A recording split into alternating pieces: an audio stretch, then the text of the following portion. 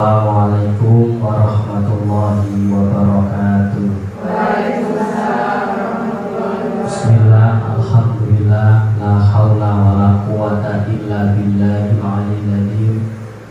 Rabbi shrah sadri wa yassir li amri wahlul 'uqdatam min lisani yafqahu qawli. La haula wa la quwata illa billahil aliyyil azim. Amma ba'd. Yang saya hormati Ibu Kepala UPT SD Negeri 167 Gresik, yang saya hormati Bapak Ibu Dewan Guru serta staf UPT SD Negeri 167 Gresik. Pada siang hari ini mari kita panjatkan puji syukur kepada Allah Subhanahu wa taala, yang mana di ruang ini kita dapat berkumpul dalam kegiatan penyebarkan pemahaman dan penerapan pengalaman budaya positif dari calon guru penggerak angkatan 9 Kabupaten Gresik. Di sini saya sebagai pembawa acara akan menyampaikan beberapa acara yang akan kita laksanakan. Yang pertama pembukaan, yang kedua sambutan, yang ketiga adalah materi. Sebelum menginjak acara demi acara, marilah kita baca Bismillahirrahmanirrahim dengan harapan acara ini bisa berjalan dengan lancar. Bismillahirrahmanirrahim. Menginjak acara selanjutnya yakni sambutan dari Ibu Kepala Sekolah UPT SD Negeri 167 Gresik. Kepada Ibu Alkisayah Mariana kami persilakan.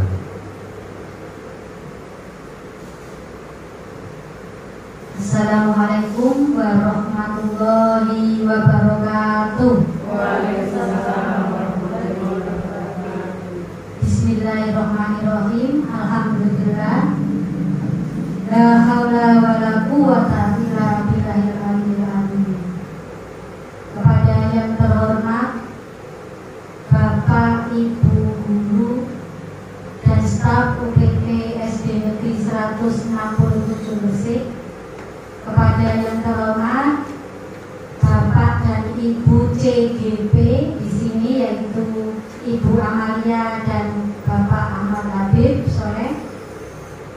Marilah senantiasa rasa syukur selalu kita panjatkan kepada Allah Subhanahu wa taala, bahwasanya pada siang hari ini kita semua diberikan kesempatan sehat untuk bisa hadir bersama-sama dalam acara penyebaran pemahaman dan penerapan pengalaman diseminasi budaya positif. Adapun dalam kesempatan ini saya menyampaikan penghargaan setinggi-tingginya kepada Bapak Ibu CGP di sini di SD kita, yaitu Bapak Habib dan Ibu Amalia, karena pada hari ini bisa memberikan pemahaman dalam penyebaran praktik baik berupa budaya positif. Harapan kami, Bapak Ibu guru yang hadir di sini, nantinya kita semua keluarga besar di SDN 167 Gresik bisa memahami budaya positif, itu literasi yang bisa diterapkan di sekolah kita. Setelah kita bisa memahami, insya Allah Bapak Ibu guru kita semua bisa menyebarkan pemahaman tersebut kepada anak didik kita, baik itu guru kelas maupun guru mata pelajaran. Kita saling melengkapi, kolaborasi. Jadi apa yang kita dapat ilmu-ilmu baru dari calon guru penggerak angkatan ke-9 ini bisa menjadikan kemajuan untuk sekolah kita di masa ini dan tentunya di masa mendatang. Oleh karena itu, harapan kami kami selaku Kepala UPT SDN 167 Gresik, pada acara ini kita ikuti bersama-sama dengan baik. Kita sudah meluangkan waktu di sini.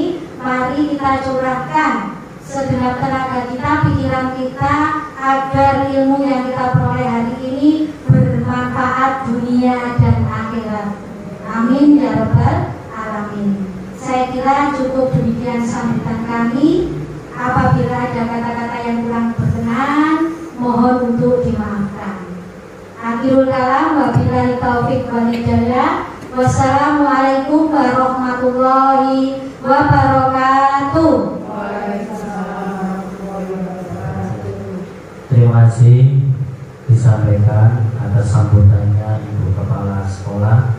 Selanjutnya acara ini yakni materi tentang penyebaran pemahaman dan penerapan pengalaman budaya positif. Materi yang pertama kepada Bu Amalia. Pada beliau kami persilakan.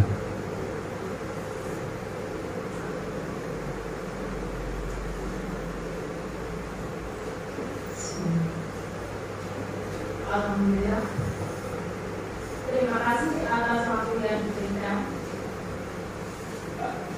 Terima kasih sudah meluangkan waktu untuk ikut acara diseminasi budaya positif di siang hari ini. Bagaimana kabarnya hari ini? Alhamdulillah, luar biasa. Allahu Akbar. Yes. Alhamdulillah. Coba sebelum kita mulai kita sedikit dulu sebentar. Mohon untuk berdiri sejenak.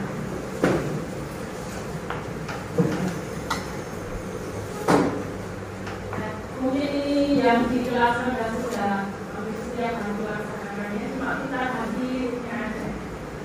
Tangan ke atas, gapai impian, tangan ke samping, merangkul teman.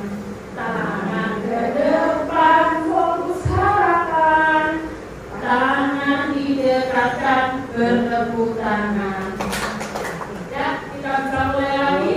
1, 2, 3. Tangan ke atas, gapai impian. Tangan ke samping, merangkul teman. Tangan ke depan, fokus harapan.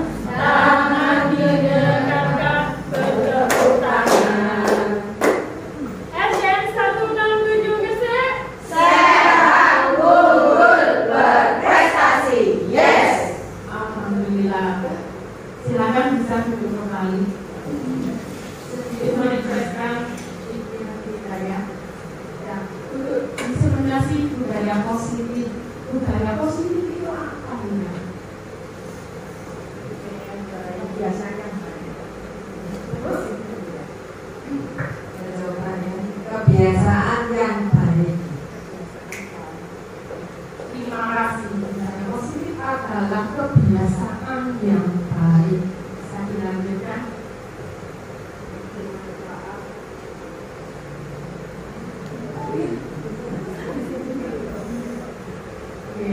Untuk ini kita memberikan judul membangun budaya positif melalui literasi. Nanti saya mau mengembangkan hal ini di sekolah kita. Saya lihat memang di sini kan tidak ada perpustakaan ya.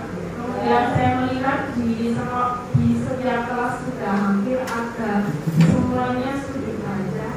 Nanti kita bisa mengembangkan itu untuk mengembangkan literasi anak. Nah, untuk latar belakangnya, di sini latar belakang budaya positif merupakan perwujudan dari nilai-nilai atau keyakinan universal yang diterapkan di sekolah. Kemudian budaya positif diawali dengan perubahan paradigma tentang teori kontrol. Selama ini barangkali kita sebagai guru merasa berkewajiban mengontrol perilaku siswa agar memiliki perilaku sesuai harapan kita. Kita istilahnya selama ini masih memaksakan keinginan kita pada siswa kita. Padahal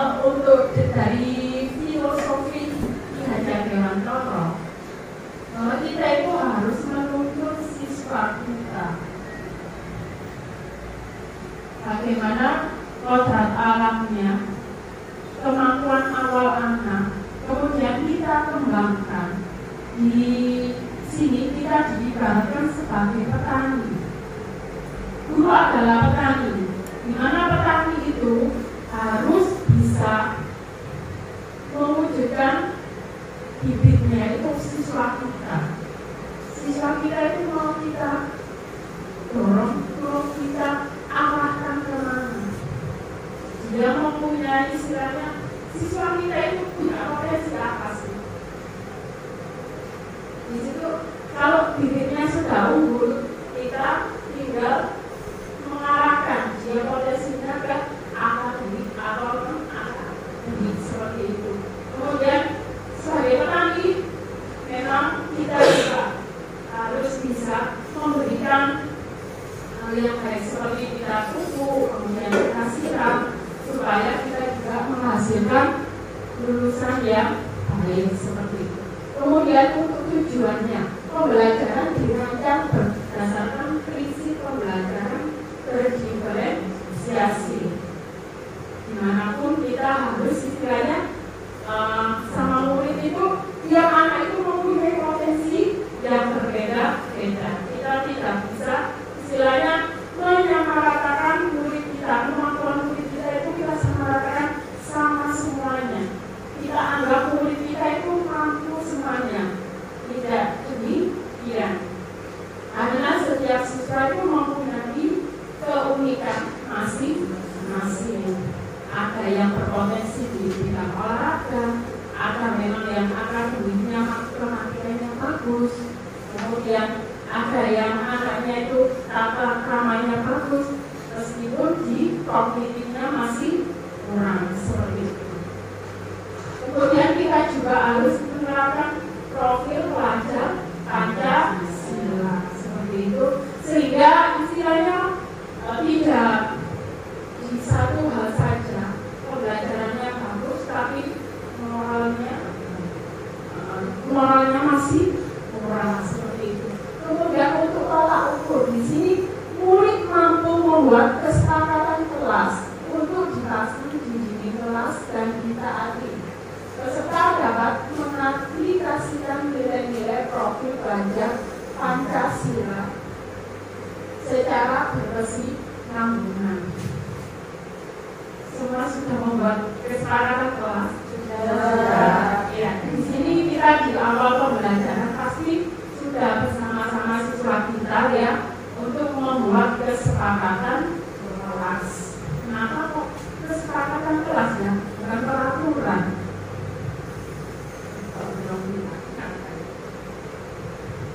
Kalau kesepakatan kelas itu kan diambil dari pribadi siswa, bagaimana dia akan menyadari kesalahannya dan hukumannya apa. Kalau peraturan itu kan cara kita membuatnya itu kan pasti ada yang dilarang. Kalau kesepakatan kelas itu berasal dari hati mereka masing-masing, jadi mereka akan melaksanakan sesuatu itu sesuai dengan apa yang mereka sepakati, dan mereka sadar apabila mereka bersalah dia akan bertanggung jawab dengan kesepakatan tersebut. Terima kasih. Nanti dari Bu Novita, kenapa kok kesepakatan kelas bukan peraturan ya? Kalau kesepakatan kelas itu kita buat bersama antara murid dengan gurunya ya Bu Novita. Kemudian kalau peraturan itu hanya satu pihak saja yang membuatnya gurunya saja. Jadi istilahnya kalau peraturan itu bersifat memaksa, mau nggak mau istilahnya siswa itu harus mentaati, soalnya yang buat itu gurunya. Tapi kita bapak kita itu kita membuat kesepakatan kelas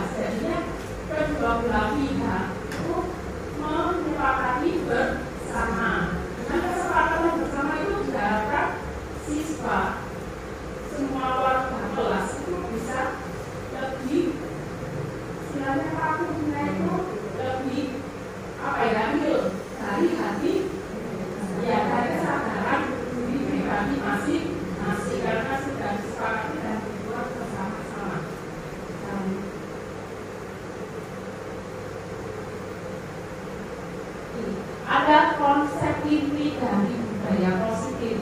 Ini ada 8, yaitu yang pertama perubahan paradigma belajar. Itu tadi pembelajaran berdiferensiasi. Kemudian ada disiplin positif. Ada juga nilai-nilai kebajikan.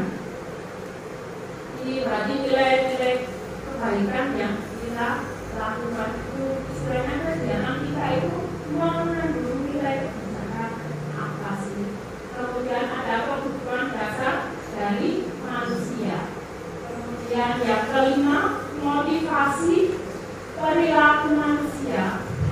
Yang keenam, ada posisi kontrol diri. Kita ada di posisi mana, manajer atau teman ataupun pembantu, ada posisinya masing-masing, nanti kita pelajari. Kemudian ada keyakinan kelas yang sudah kita buat. Kemudian ada sertifikat restitusi. Ini kita menyelesaikan masalah yang dialami siswa dengan cara restitusi.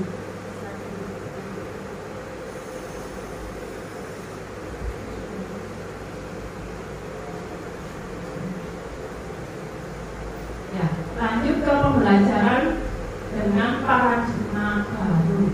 Ya, ini kita sudah mulai pembelajaran dengan paradigma baru, di mana kita nanti akan belajar dengan menerapkan nilai-nilai yang ada di profil pelajar Pancasila.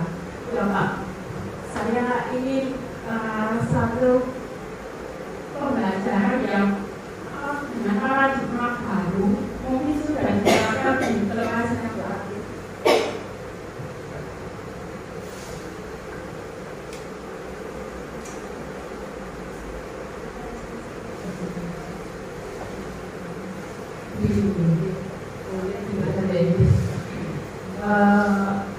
Paradigma baru yang sudah diterapkan di sekolah saya, di kelas saya, yaitu dengan berdiferensiasi, ya, pembelajaran berdiferensiasi.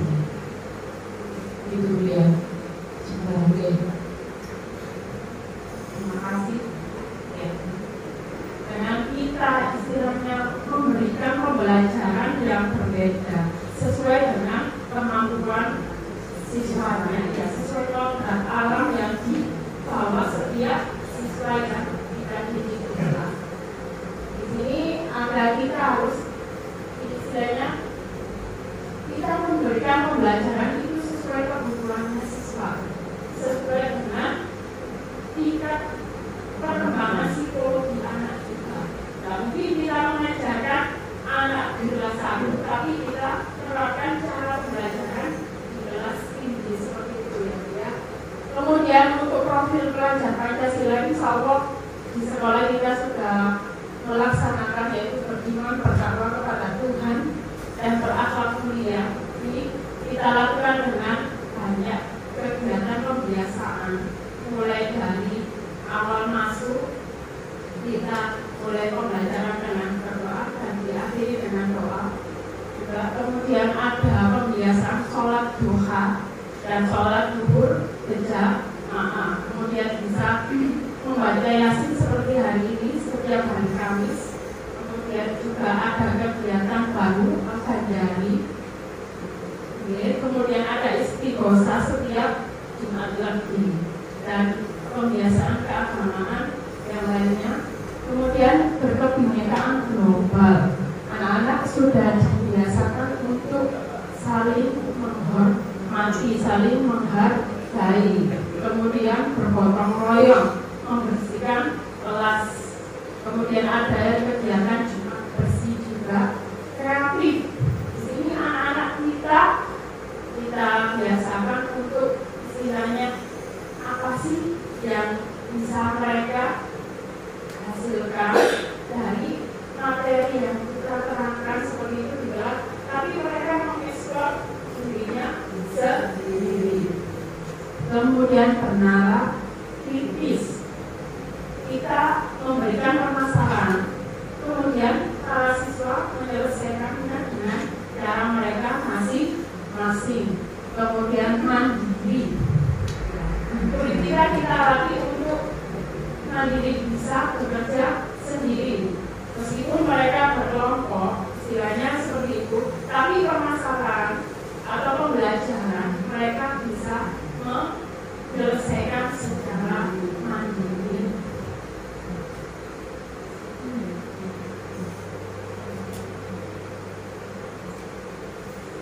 ini ada miskonsepsi tentang teori kontrol. Ini istilahnya yang di depan ya, itu adalah murid kita, yang di belakang adalah gurunya. Nah, itu ada apa ini? Di belakangnya itu ada ya, ada kuncinya yang dilihat ya, ada kuncinya. Murid itu istilahnya bisa diremot kayak gitu.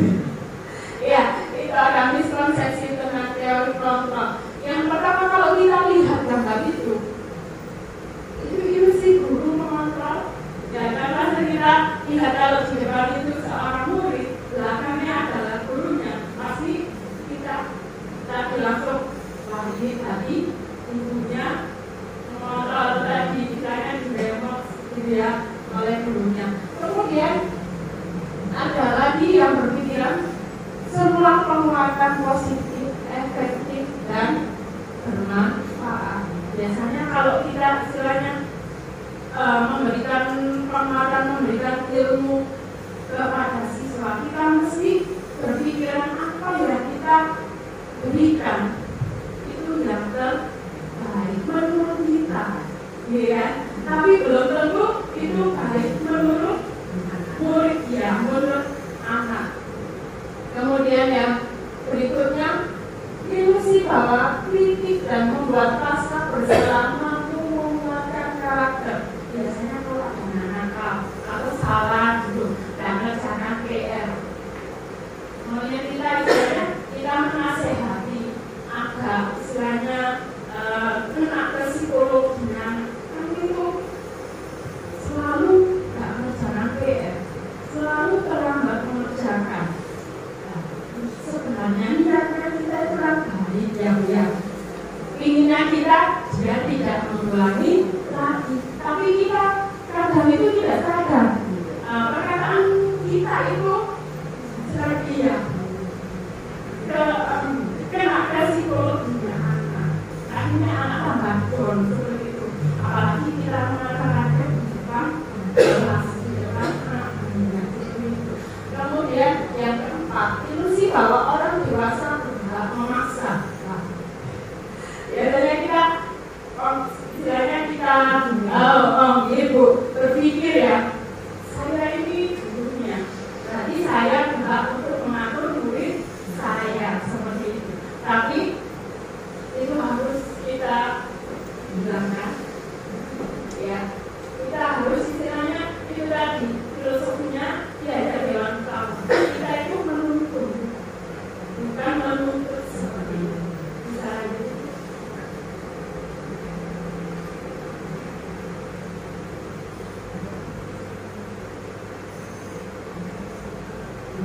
ini mengubah paradigma stimulus respon ke pendekatan teori kontrol.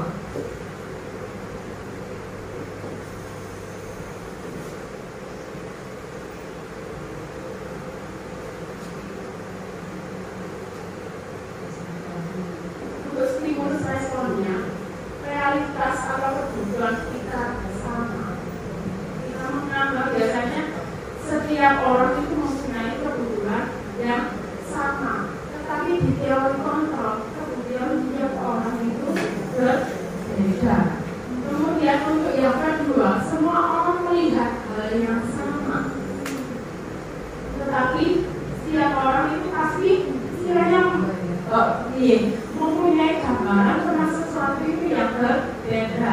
Misalnya Bu itu melihat saya sama Bu Novita melihat saya, pasti gambarannya berbeda. Kemudian yang ketiga, kita mencoba mengubah orang agar berpandangan sama dengan kita, tapi kita berusaha memahami pandangan orang lain tentang dunia. Seperti itu. Dan biasanya kan sebenarnya ini memaksakan apa yang kita pikirkan, tapi bagaimanapun kita tidak bisa berusaha itu. Kita juga istilahnya memikirkan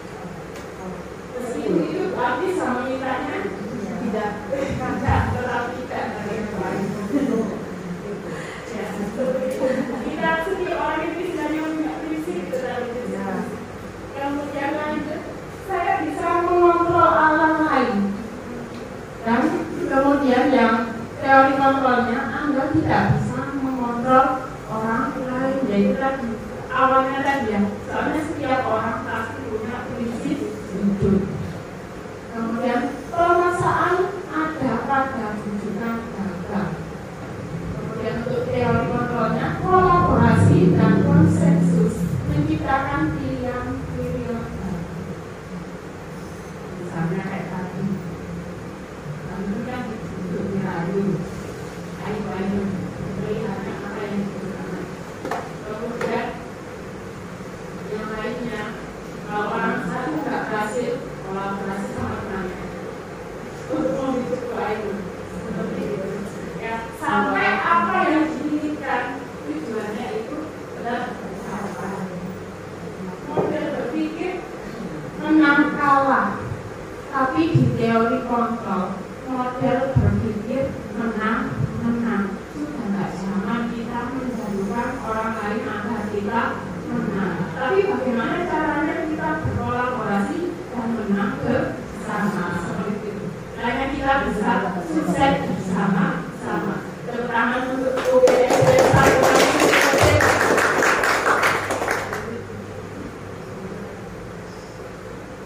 untuk disiplin positif. Alhamdulillah kalau dilihat di sini di sekolah kita kegiatan disiplinnya sudah lumayan baik ya. Untuk disiplin sendiri itu apa misalnya? Disiplin menurut saya itu tepat waktu dan segala hal. Sesuai dengan orangnya ya. Disiplin ada yang tepat waktu dalam segala hal. Di sini disiplin itu berasal dari kata disiplin, ya.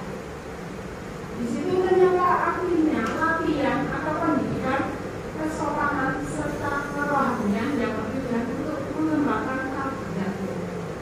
Jadi sebenarnya dari disiplin itu kita bisa sebenarnya sudah bisa terlihat kita dari seseorang seperti itu. Sebagai pendidik tujuan kita adalah menciptakan peserta didik yang memiliki disiplin diri sehingga mereka berperilaku mengacu pada nilai-nilai kebajikan yang universal, memiliki motivasi intrinsik dalam perubahan perilaku ke arah yang lebih baik.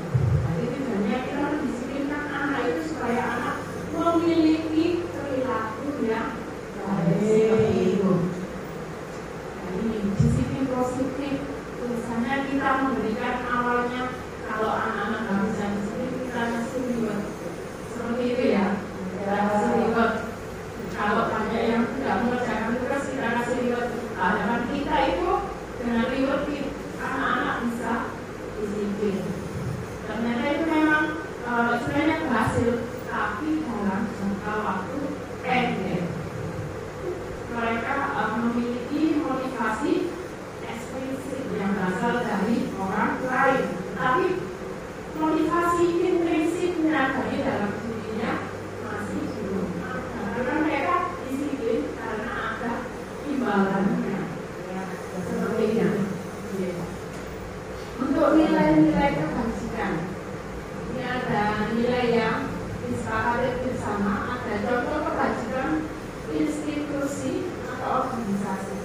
Ini kalau yang dari profil pelajar Pancasila sudah hafal ya, beriman bertakwa, berakhlak mulia, kemudian berkebinekaan global, gotong royong, mandiri, kreatif, dan adalah kritis.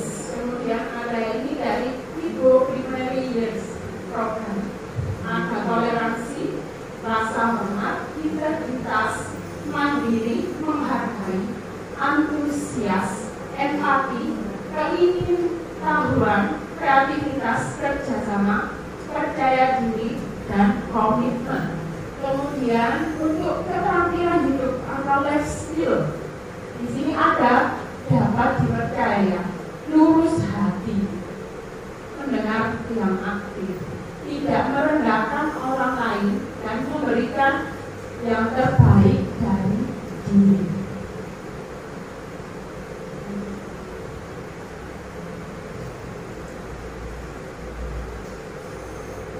Ini untuk kebutuhan dasar manusia.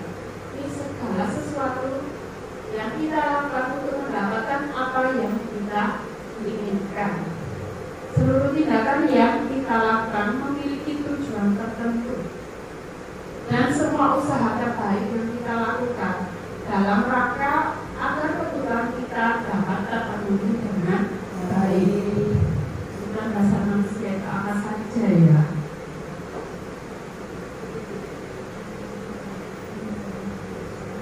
Kebutuhan dasar manusia apa itu? Kebutuhan hidup kan sandang, pangan, papan.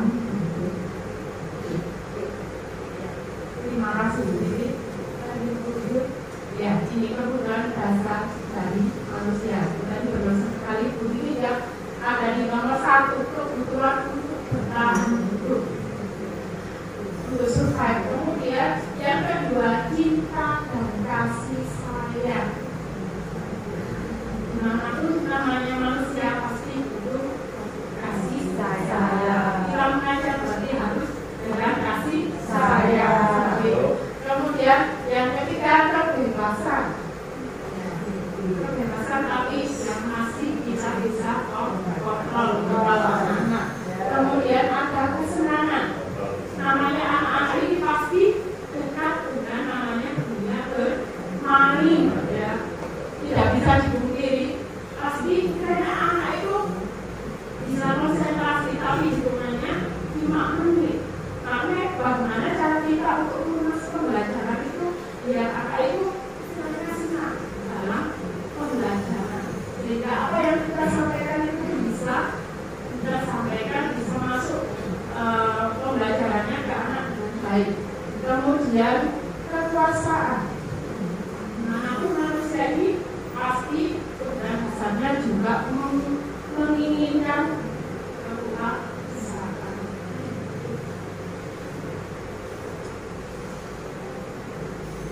Ini untuk motivasi perilaku manusia.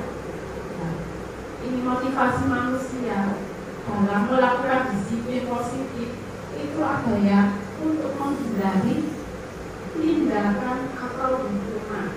Biasanya mereka melakukan taat aturan itu karena mereka tidak mau dihukum. Kemudian yang kedua, untuk mendapatkan imbalan atau penghargaan itu tadi atau reward itu tadi ya, itu adalah motivasi ekstrinsik karena berasal dari luar diri murid. Kemudian ini motivasi internal, yaitu untuk menjadi orang yang mereka inginkan dan menghargai diri sendiri. Ini adalah hal yang paling dibutuhkan untuk melakukan disiplin positif tadi. Ini apa ya perbedaan hukuman, konsekuensi dan restitusi? Saya tanya, kita ada di bagian yang mana? Ada di hukuman, konsekuensi atau restitusi selama ini? Gimana bisa Pak?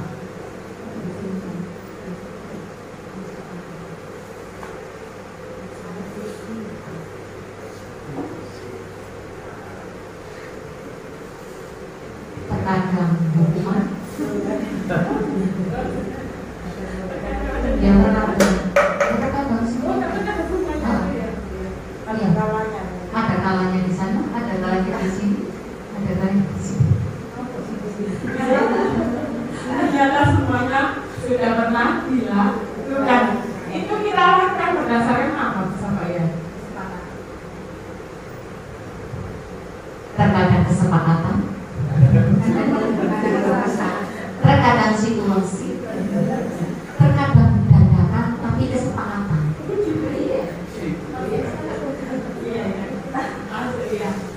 Untuk dihukuman ya, kemudian ada konsekuensi, ada restitusi. Itu sebenarnya kita sudah pernah melakukan semuanya. Tapi sebenarnya yang lebih baik adalah restitusi, karena itu berdasarkan istilahnya keinginan dari murid yang dituntun oleh guru. dicoba. Pak Tian. Mencatat 100 kali di dalam buku kalimat. Saya tidak akan terlambat lagi karena terlambat ke sekolah ini termasuk hukuman, konsekuensi atau restitusi. Masuk penjara.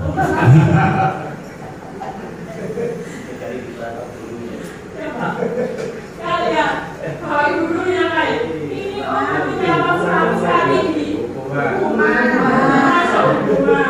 Kemudian yang kedua, mengajak siswa yang sering datang terlambat berdiskusi mencari solusi. Restitusi, konsekuensi atau hukuman. Restitusi ya. Kemudian murid diminta untuk push up 15 kali karena tidak menggunakan masker. Hukuman ya yang ketiga. Kemudian menggantikan kertas tugas teman yang telah konsekuensi. Kemudian membersihkan tumpahan air di meja tulis karena bersenggol saat belajar, konsekuensi. Kemudian yang murid disuruh untuk mengenakan sepatu seharian karena tidak menggunakan sepatu, tidak boleh itu. Murid disuruh tidak mengenakan sepatu seharian karena tidak menggunakan sepatu. Yang terakhir, lari mengelilingi lapangan sebanyak 2 kali karena terlambat 2 menit sebelum saat konsekuensi. Coba kita lihat jawabannya.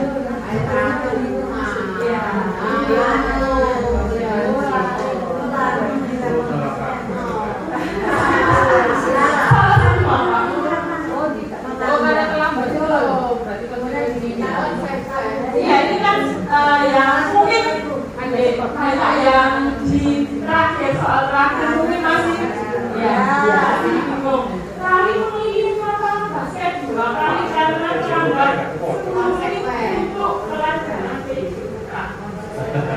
Kayaknya menjawab hukuman dan ada konsekuensi karena di situ ada pelajaran PJK.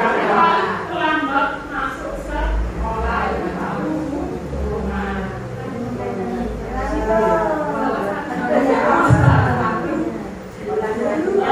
Ini untuk identitas gagal ya. Itu identitas gagal itu kita dapat hukuman. Itu identitas sukses menghasilkan disiplin. Dari konsekuensi sama restitusi untuk permasalahan yang kita selesaikan seperti itu.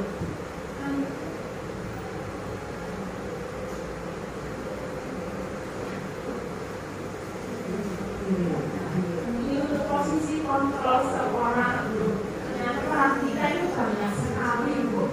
Ini ya Pak, ada pembuku, kemudian ada pembuat rasa bersalah, ada manajer juga, kemudian ada teman, juga ada penonton.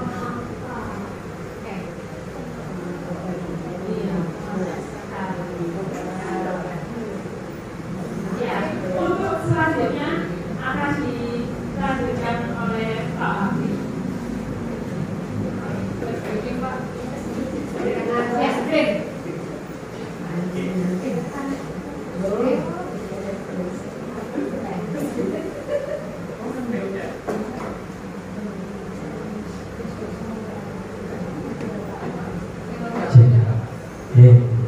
Es breaking dulu, Ge.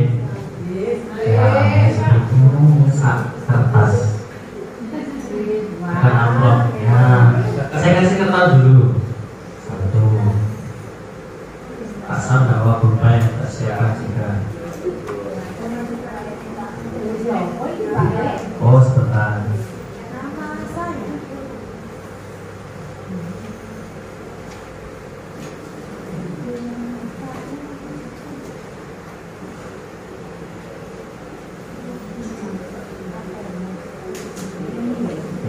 kertas itu nanti ditulis, saya hitung dulu ya. Hitung 1 sampai habis. Hitung mulai. 1, 2, 3, 4, 5, 6, 7, 8, 9, 10, 11, 12, 13, 14. Oke, ada 15. Baik, Bapak Ibu yang ganjil, silakan ditulis jika, dan seterusnya. Terserah. Jika nggak tahu, pokoknya jika. Yang genap, maka, maka, terserah. Maka apa? Oh, gitu. Sabun? Boleh yang lucu, boleh.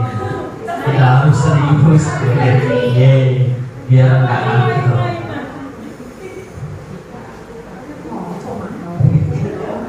Bebas.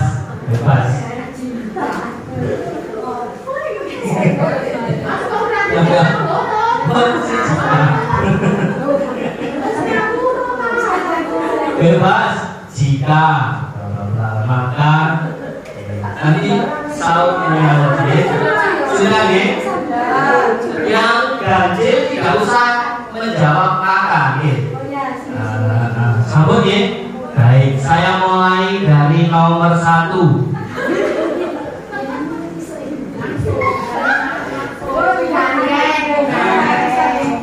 Jika saya menjadi artis. Nomor berapa? Genap. Bebas. Oh, nomor 2. Oke. Maka saya akan punya towo kulit sejati.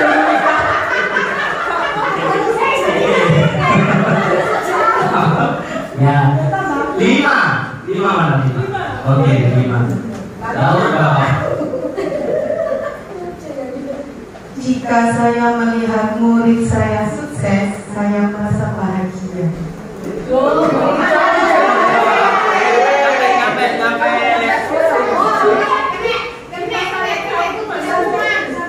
Lagi. Jika saya melihat murid saya sukses, nomor 8. Maka saya akan pulang. Kasihan. Muridnya sukses tapi gurunya pulang. Ya. Oke. Berapa? 15. Oke, 15. Jika aku mandi nomor berapa, Pak? Selanjutnya bebas. 14. Oh, 14. Tapi saya terbiri-biri. Kasihan. Jika aku mandi maka terbiri-biri. Selanjutnya yang belum loh.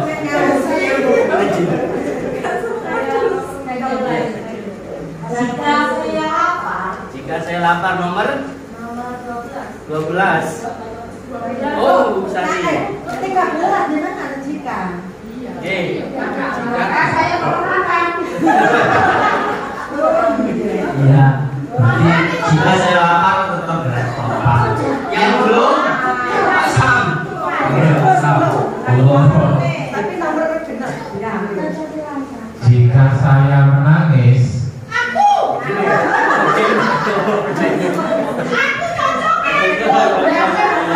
jika aku menangis,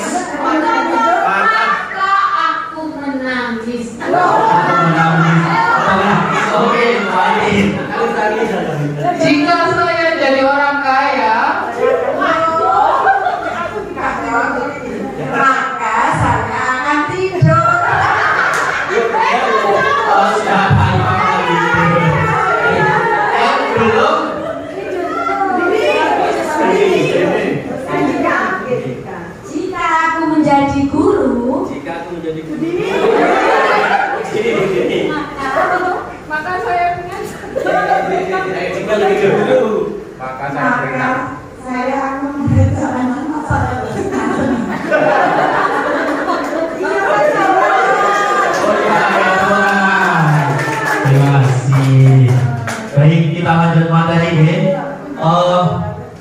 ada 5 posisi kontrol. Kontrol ya. Seorang guru yang pertama penghukum, yang kedua pembuat merasa bersalah, manajer, teman, dan pemantau. Next.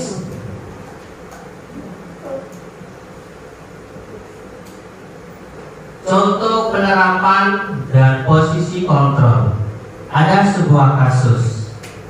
Siswa tidak memakai atribut lengkap saat upacara bendera. Ada dua posisi kontrol. Yang pertama penghukum. Hormat pada bendera selama 1 jam. Maka kita sebagai penghukum. Kalau membuat rasa bersalah, maka barangkali Bapak Ibu harus memberitahu kamu harus selalu saja mengecewakan Bapak Ibu. Maka posisi kontrol yang membuat rasa bersalah lebih sopan mana? Kalau kita lihat ini,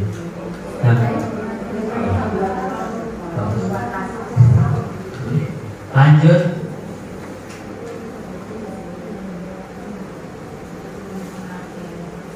Yang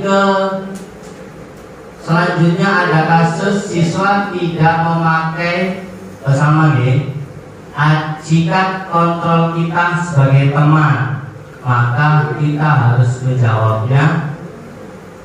Ayo dong, ikuti aturan sekolah. Tolong bantu ibu. Kalau ibunya menjawab, kalau bapak, saya sekali ini saya sudah tidak apa-apa lain kali jangan berbuat seperti itu. Tapi terkadang kita kalau lihat siswa kita tidak pakai atribut itu gemes gitu. Padahal berkali-kali kita bisa sampaikan. Terus kalau pemantau, kamu sudah melanggar peraturan sekolah, kamu tahu konsekuensinya. Setelah upacara kamu beli atribut ke koperasi dan jangan diulangi lagi. Kita sudah sering seperti itu ya. Tapi namanya juga anak lupa. Tapi tetap kita harus lebih sebagai pemantau pada siswa kita. Lanjut. Yang terakhir tentang manajer. Apakah kamu tahu kesalahanmu? Kira-kira bagaimana kamu memperbaiki kesalahanmu di kasus yang sama, di kasus yang siswa tidak memakai atribut di waktu bendera?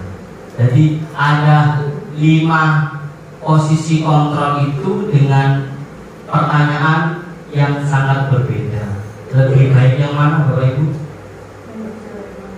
Manajer. Seperti itu. Lanjut. Nah ini posisi kontrol. Apakah aku? Saya kecewa sekali denganmu. Ada 5 tadi. Yang pertama tadi penghukum, merasa bersalah, manajer. Benar? Saya kecewa sekali denganmu, maka rasa bersalah. Lanjut. Di soal selanjutnya, kamu tidak pernah benar melakukannya. Posisi kontrol yang mana?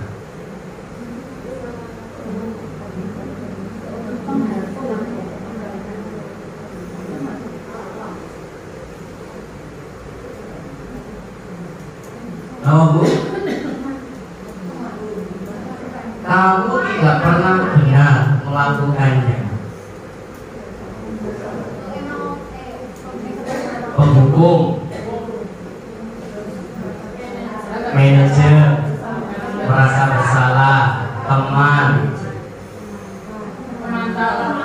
Pemantau. Kalau yang ini?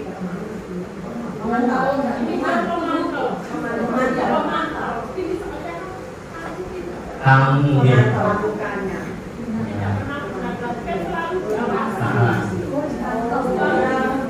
Maka kontrol ini pertanyaan ini maka masuk kontrolnya.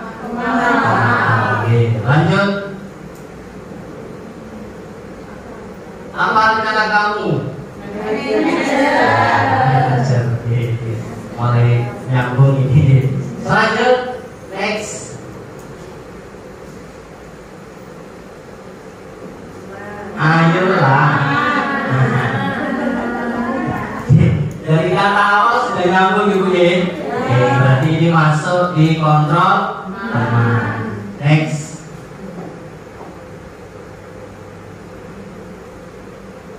Kamu tidak pernah mendapat nilai jika tidak mengerjakan tugas.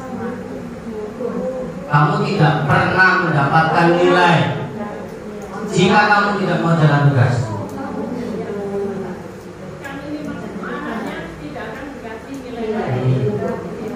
Berarti apa? Tunggu. Next. Ya. Lanjut. Nah, sekarang keyakinan kelas ini sering kita gunakan masih yang kurikulum merdeka ya. Keyakinan kelas. Keyakinan kelas. Mengapa keyakinan kelas? Mengapa bukan peraturan kelas? Monggo Bu Ilin. Mengapa keyakinan kelas bukan peraturan kelas? Tadi di awal sudah dijelaskan dengan mulia kenapa harus keyakinan kelas, supaya yang dilaksanakan anak-anak itu murni dari keinginan mereka sendiri tanpa ada paksaan, jadi akan berjalan lebih baik lagi, lebih lancar. Terima kasih. Terima kasih. Keyakinan kelas kita laksanakan di awal tahun pelajaran, masuk pertama nih. Lanjut.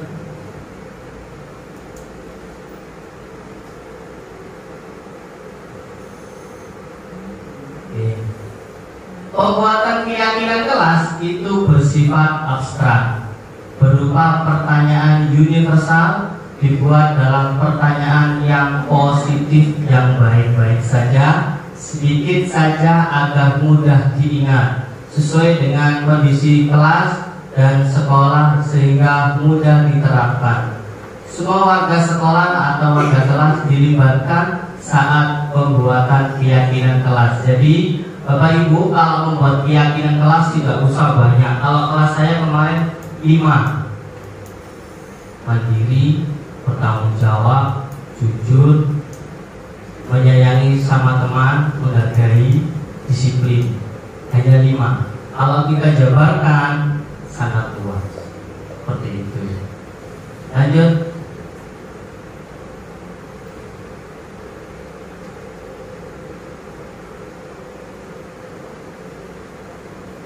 Sekarang materi yang terakhir, ada segitiga restitusi, merupakan suatu proses dialog yang dijalankan guru atau orang tua agar dapat menghasilkan murid yang mandiri dan bertanggung jawab. Ada 3 ya restitusi. Yang pertama, menstabilkan identitas, yang paling atas ya. Yang kedua, validasi tindakan yang salah, dan yang terakhir menanyakan keyakinan. Tuh.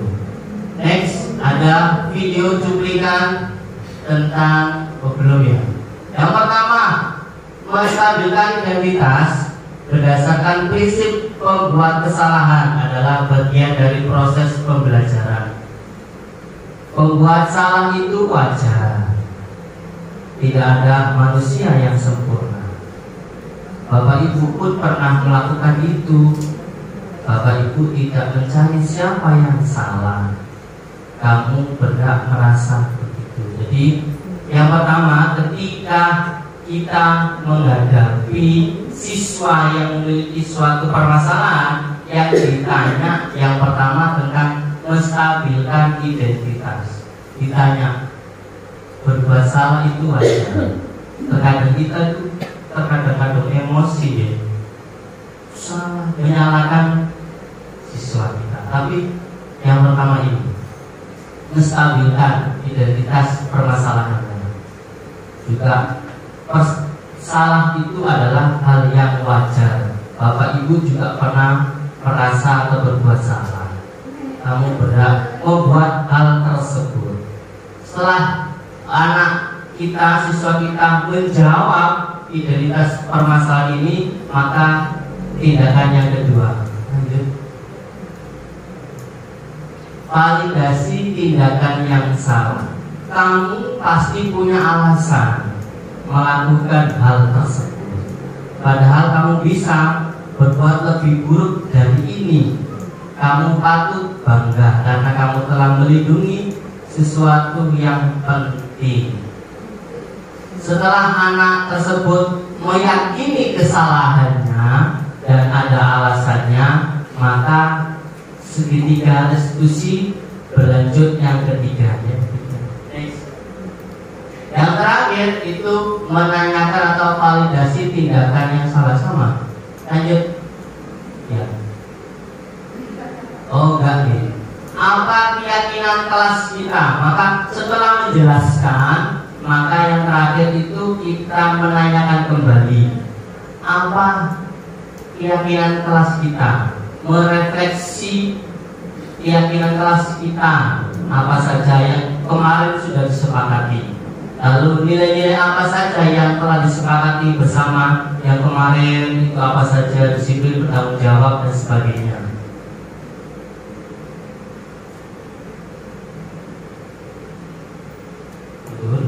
Nah, kamu ingat menjadi orang yang seperti itu ya, seperti itu. Seperti apa gambaran sebuah kelas yang ideal menurut kamu? Jadi kalau sudah menanyakan tadi keyakinan, lalu pertanyaan seperti yang di bawah. Lanjut.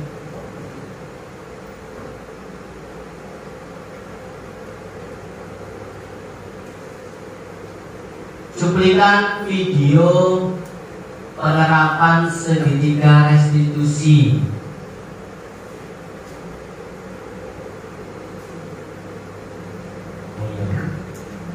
Ada suaranya?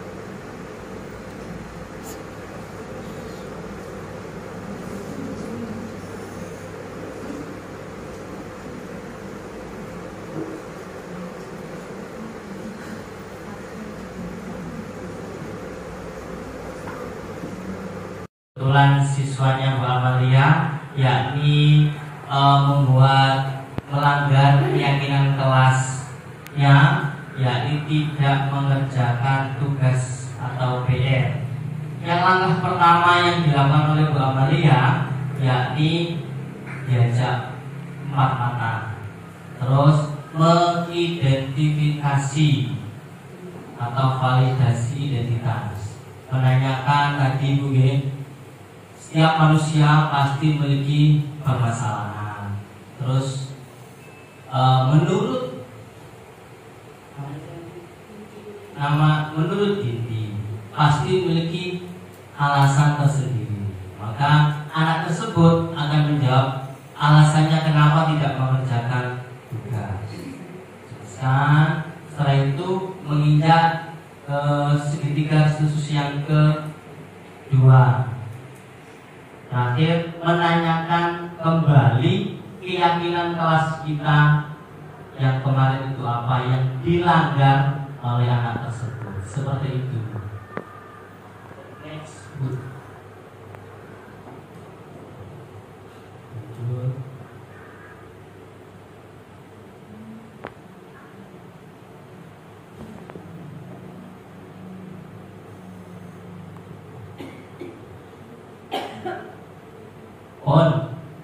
Video tadi sudah maka kita praktekkan.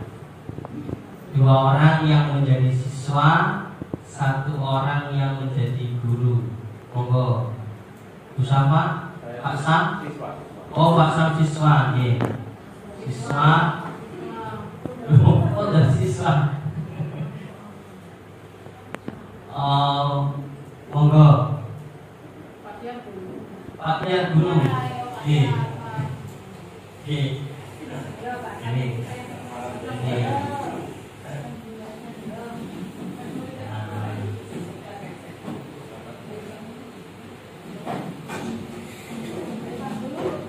Guru ini siapa guru? Guru kita.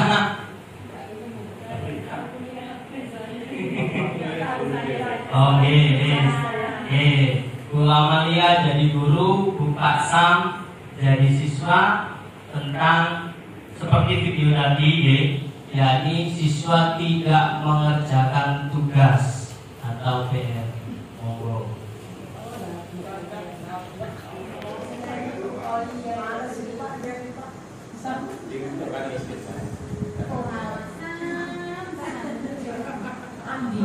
Andi Bulia dan Bulia lihat barang ini kan kok seni tidak mengerjakan tugas. Kenapa nanti? Maaf Bu, 1 minggu ini saya harus menjalankannya. Saya di rumah sakit karena ibu saya lagi kerja di Thailand. Seperti itu ya. Kemudian mungkin kalau ada di posisi kamu juga mungkin akan melakukan hal yang sama. Saya akan menjaga nenek seperti kamu yang sekarang sudah sakit di rumah sakit. Tetapi namanya kewajiban tugas kamu sekarang kan masih sebagai siswa. Di samping kamu adalah seorang guru yang kuliah apresiasi kamu yang baik.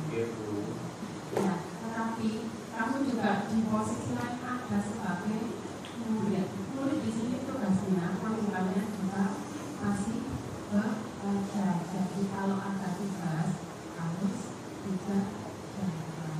Ya Bu. Coba untuk masalah ini, kamu ingin menyelesaikan seperti apa? Terima kasih Bu. Jadi di lain hari nanti kalau Ibu ngasih tugas, nanti ketika nenek saya masih sakit, tugasnya akan saya bawa ke rumah sakit Bu. Saya kerjakan sambil menunggu nenek. Gitu Bu. Salah tadi permasalahan yang kamu lakukan, apa sudah sesuai dengan keyakinan kelas kita? Sudah Bu. Tanggung jawab sesuai kesepakatan yang saya tulis di kertas putih. Tanggung jawab. Jadi lain waktu dia tidak ingin kamu melakukan hal yang sama lagi.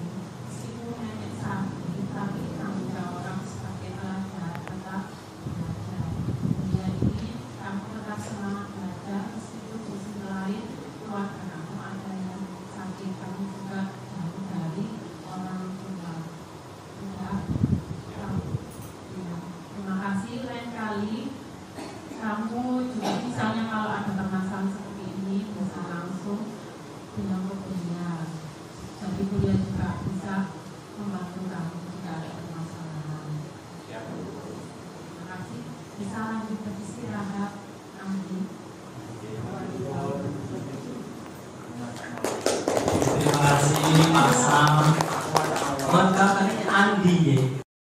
Allahumma billahi tarik. Wassalamualaikum warahmatullahi wabarakatuh.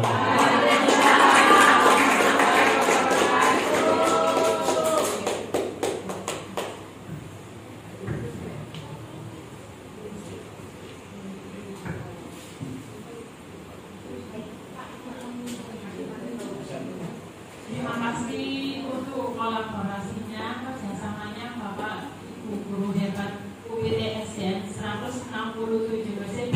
Semoga kita lebih sukses lagi, bisa mendidik putra putri kita sampai mencapai cita-cita yang diharapkan. Saya akhiri, wassalamualaikum warahmatullahi wabarakatuh.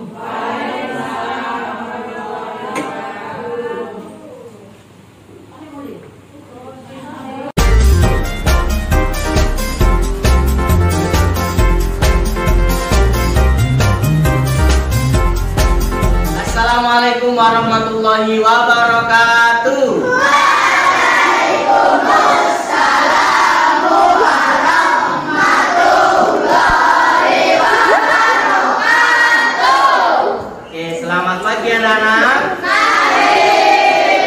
Sudah semangat semuanya. Hari ini Pak Habib dan anak-anak mari membuat keyakinan kelas kita. Nanti anak-anak saya bagi kertas not, satu anak saya kasih satu, silakan ditulis keyakinan kelas kita, apapun keyakinan kelas kita ditulis. Setelah ditulis boleh ditempelkan di papan. Bisa dipahami? Bisa. Baik, saya bagikan satu-satu. Kalau sudah yakin kata-katanya langsung ditulis, boleh langsung ditempel.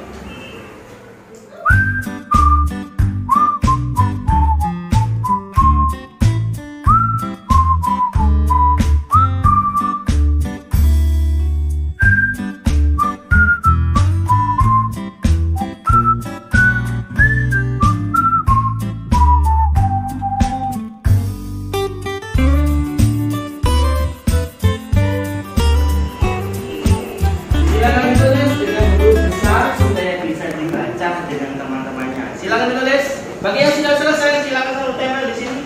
Sini boleh, di sini boleh. Silakan.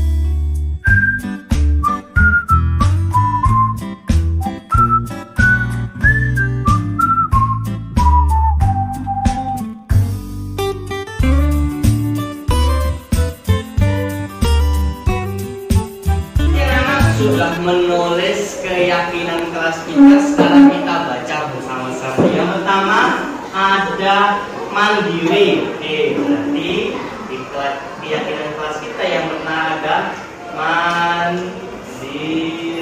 Yang kedua ini ada bertanggung jawab. Ada yang menulis bertanggung jawab ya? Bertanggung jawab.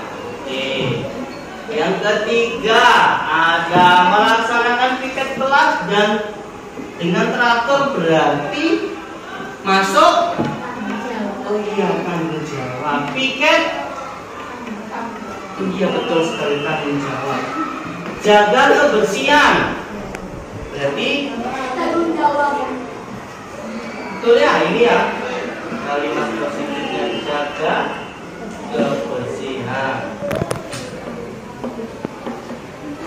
Oke, yang keempat dilarang menyontek. Jadi Apa ya? Iya, pintar, mandiri sudah ada ya. Terus disiplin. Belum ada ya? Disiplin. Oke. Ada mandiri sudah ada, mandiri juga sudah ada, mandiri juga sudah ada. Menjaga kebersihan. Oke, sama ya, menjaga dan menjaga kebersihan. Terus yang bawah ada bertanggung jawab, sudah ada? Mandiri? Tidak memberi teman. Jadi apa ya kira-kira supaya menjadi keyakinan kelas? Apa? Menghargai apa? Menghargai teman. Menghargai teman apa orang? Ayo.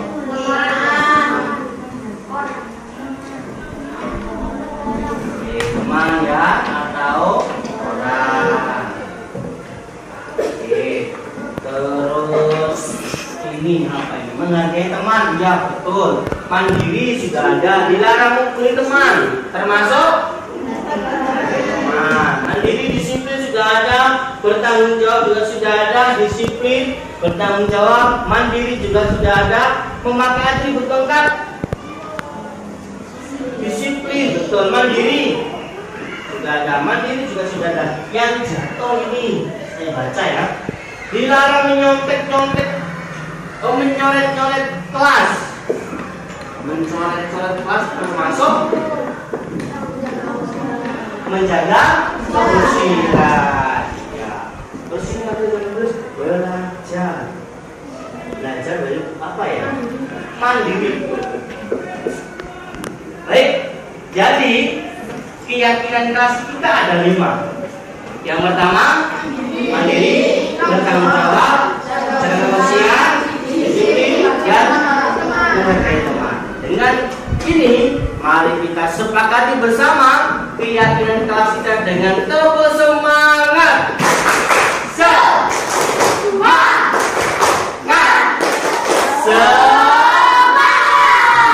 Terima kasih. Wassalamualaikum warahmatullahi wabarakatuh.